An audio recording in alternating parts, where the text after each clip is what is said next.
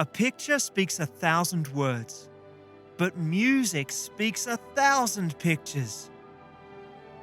Welcome to the 1,000 Pictures podcast.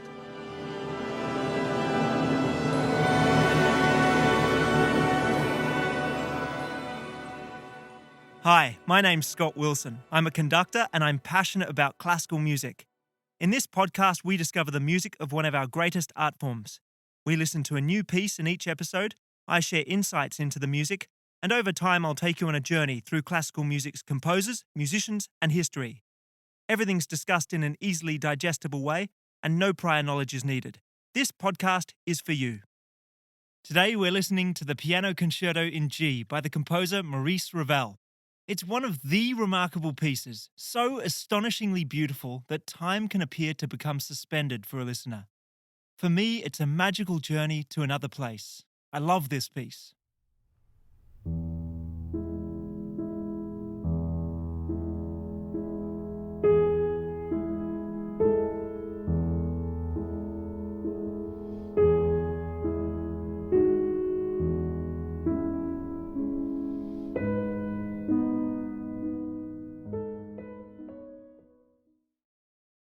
Well, this is a different kind of piece to those we've heard in previous episodes. It's quieter, more gentle and introspective, and it's calmer. But it's rich and it's also bold. Just imagine being in the concert hall. At the front of the stage, a pianist sits at a piano, and behind there's an orchestra of 60 musicians with a conductor. And yet only the pianist plays. It continues on like this for 3 minutes, nothing but piano. The listener's taken into some other world. It's intimate. The pianist is speaking directly to each individual in the audience. As I said in the last episode, you are the third creative in music. The composer has imagined the sounds, the musicians are performing the sounds, but it's you who hears the sounds and then invests an emotional response in them. Let's listen to the opening again. Where does this music take you?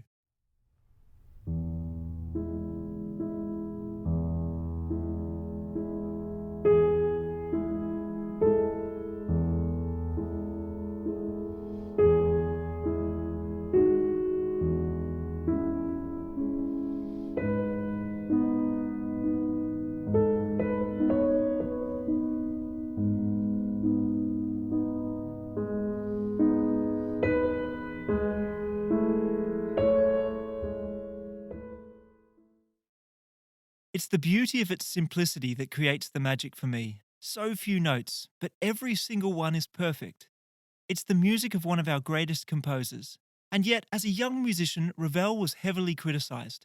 A fellow student at the Paris Conservatoire described him as a marked man. Ravel was considered to be a progressive, and this was not acceptable to the Conservatoire's leadership. Before long, he was expelled. In this next excerpt, we get a sense of Ravel's progressive ideas. Notice the way the music continually unfolds. We're wandering without an endpoint. Though there are changes of direction, we never feel that we reach a destination.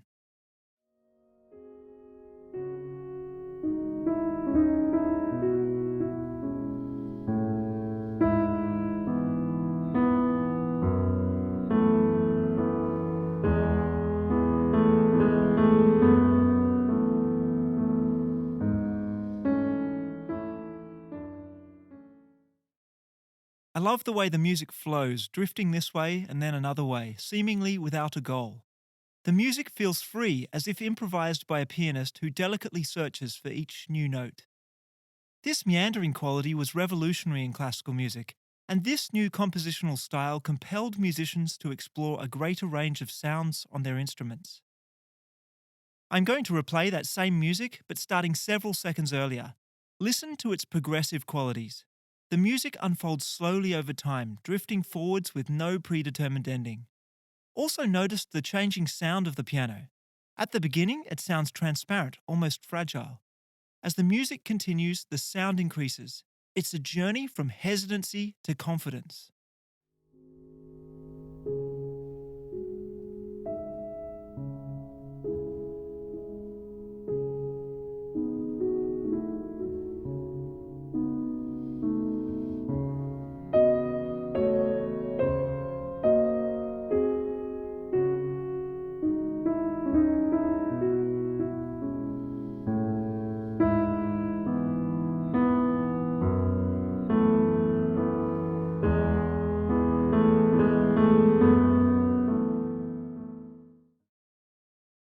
We follow the path of the music because we don't know where it's leading us. We're intrigued and we're captivated by the sounds the pianist creates.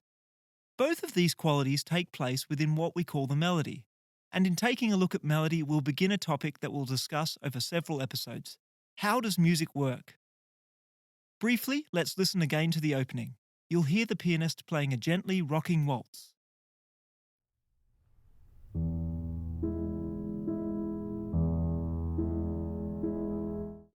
This waltz, 1, 2, 3, 1, 2, 3, continues throughout the opening 3 minutes of solo piano. It's played by the pianist's left hand.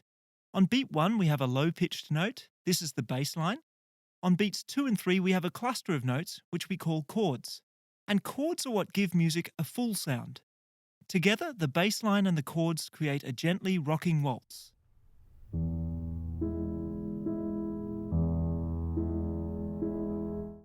Though the waltz is interesting, your attention is likely to go to the high-pitched notes as soon as they enter. These notes are played by the pianist's right hand, and they are what we call the melody. The melody begins after the 2 initial waltzes.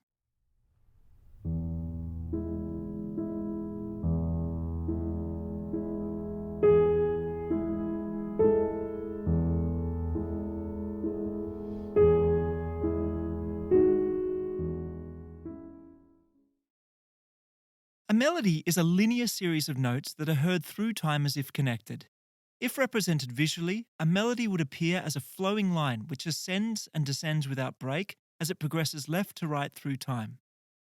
A melody is the part in the music that's most easily singable and which can be heard distinctly from the bass line and from the clustered groups of notes, the chords.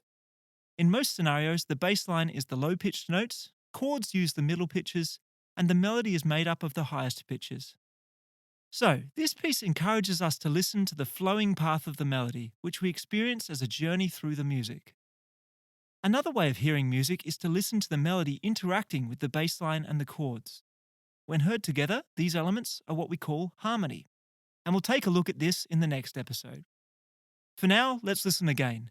In the first couple of seconds, the melody climbs upwards, it then arrives at a summit, suspending the listener there for a moment before drifting back downwards.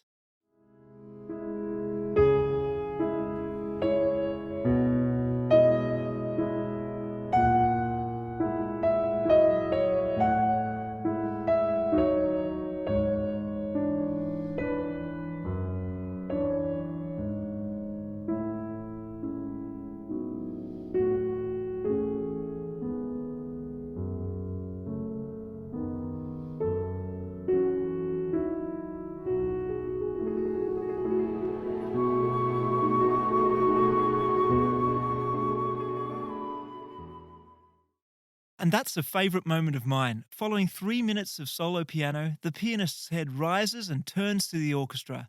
The strings move their bows very lightly and a warm blanket of sound reaches out and embraces everyone in the concert hall.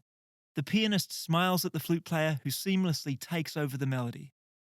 Let's listen again. Hear how carefree and relaxed the flute sounds. Our floaty journey through the piece continues.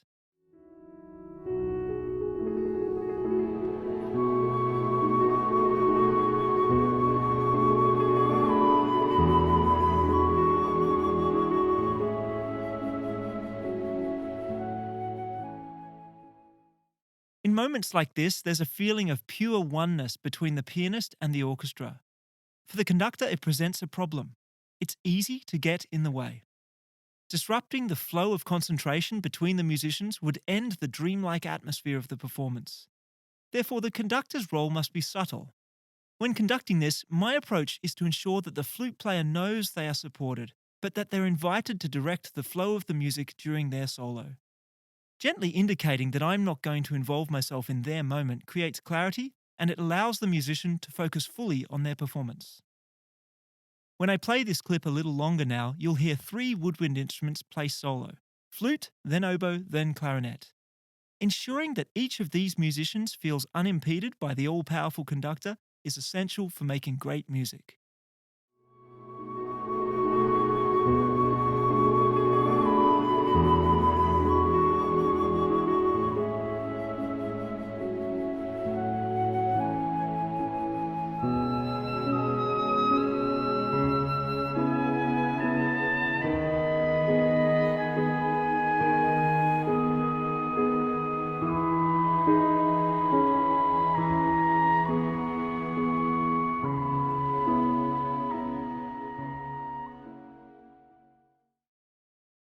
Just as we discussed the brass and percussion sections in previous episodes, today we'll explore the woodwind section.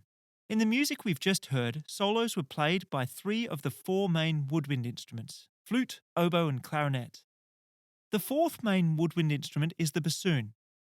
Despite the name, not all woodwind instruments are made of wood, and indeed, most flutes are made of metal.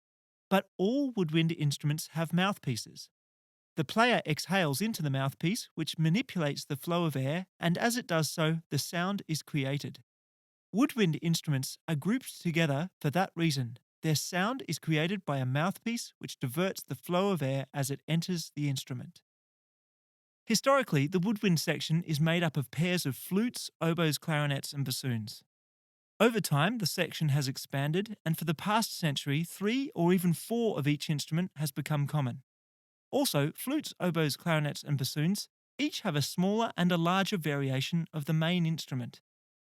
Relatively well known is the piccolo, which is a small, high-pitched flute. Less well known are instruments such as the English horn, the bass clarinet, and the contrabassoon. These are larger, lower-pitched versions of the oboe, clarinet, and bassoon. Importantly, these instruments don't just extend the pitch range of the main instrument, but they have their own unique sound. They're crucial, regular members of an orchestra. Though the saxophone is a well-known woodwind instrument, it's a relatively rare addition to the orchestra. This is because its sound doesn't blend as well as other woodwind instruments. In fact, not only do flutes, oboes, clarinets, and bassoons have a wonderful ability to blend with each other, their sound is sympathetic with other instruments in the orchestra too. Their ability to blend can act as a glue between the disparate sounds of the string section and the brass section. This is one of the reasons why the woodwind section sits in the center of an orchestra. They're surrounded to the back by the curved row of the brass section, and in front and to either side of them is the string section, which we'll discuss in the next episode. We're about to hear something truly special. The melody played by the piano at the beginning of the piece will now be played by the larger, lower-pitched version of the oboe, the English horn. It's a powerful moment. The piano soloist steps back and accompanies, passing the glorious, long-flowing melody to a lone musician in the orchestra. It's one of the great orchestral solos.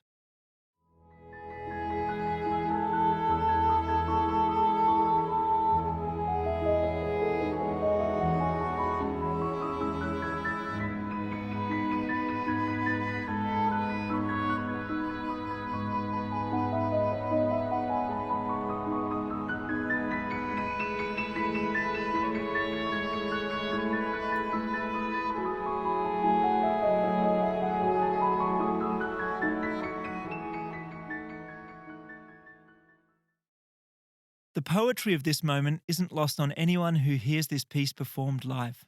The limelight moves from the piano, the instrument most associated with virtuosic solo performance, to a single woodwind instrument. It's incredibly moving. These few minutes are the high point of pure magic in this piece. Earlier we heard music that climbed upwards to a summit before drifting back downwards. Now we'll hear that same music again, but this time played by the English horn. There's heartfelt emotion in the slowly unfolding melody. At the same time, the twinkling decorations of the piano give the music a gently playful character. The music smiles.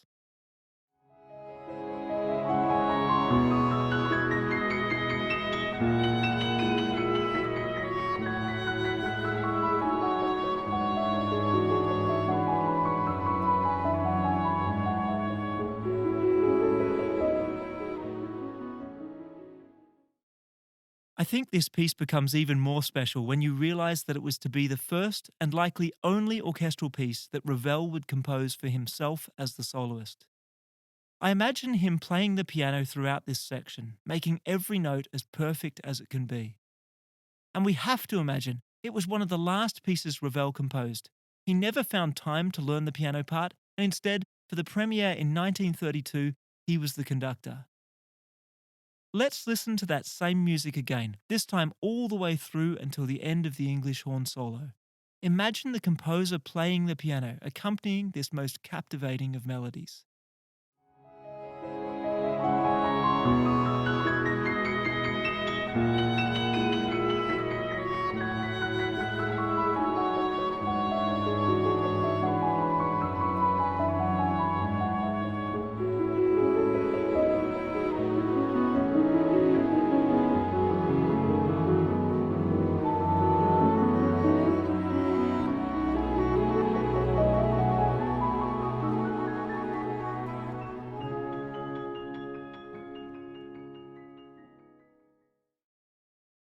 I find it astonishing how that melody comes to the most natural close. And yet, as you heard, the piano finds a path forwards, the music flows onwards.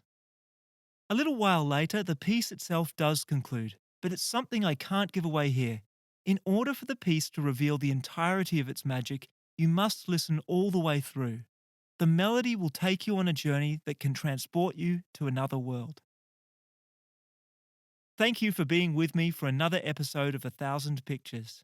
If you have questions or would like to make a suggestion of a piece or topic for a future episode, please get in touch via social media or email feedback@1000pictures.com. Further information, a link to the recording featured in today's podcast, and suggestions about what to listen to next can be found at 1000pictures.com, or subscribe to our email list and you'll receive this information directly to your inbox. Today we've been listening to the second movement from the Piano Concerto in G composed by Maurice Ravel. I recommend the recording by the Cleveland Orchestra with pianist Christian Zimmermann and conductor Pierre Boulez. And finally, please subscribe, please rate and review, and please share this podcast with others. Your support is valuable and it's appreciated. Together we can create a community which celebrates classical music. Now go and listen to this wonderful piece and get out there and hear a performance by your local orchestra.